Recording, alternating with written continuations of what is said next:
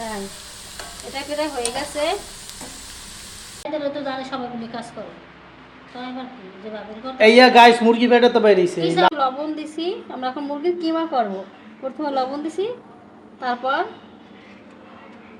Half চা চামচ হলুদ দিলাম, ওটা হাফ চামচ, 1.5 চামচ গুঁড়ো দিলাম।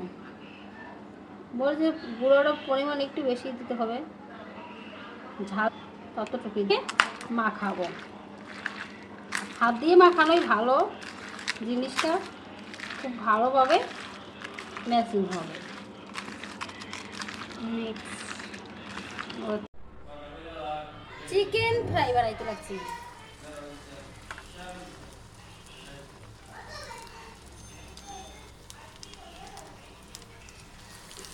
তো চিকেন ফ্রাই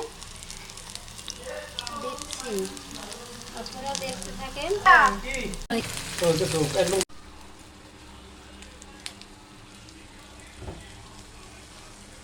আমাদের চিকেন ফ্রাই রান্নাটা হয়ে গেছে।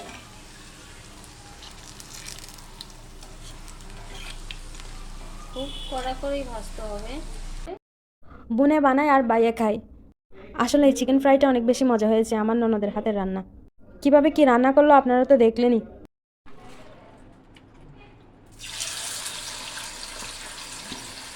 অল্প অল্প দিয়ে 2-3 গুলো বাদ দিয়ে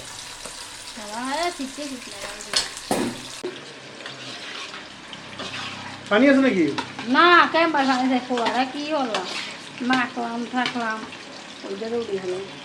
আর বইয়ে ধরে ধরা লাগবে না। ওদের আপনি খোলা রাখি তোমার ভালো ভালো সামনে না, যে ভালো লাগবে না লাগে না। আর করবে না। না আমি কত কি করছি, সোহাগের পাড়াইতে নতুন বাড়ি করো না, সবাই দিয়েছে যেন খাওয়া যাবে। ওরা তো একবারে দেবে। ওরা তো ভালো লাগছে, ওরা খাও খাও।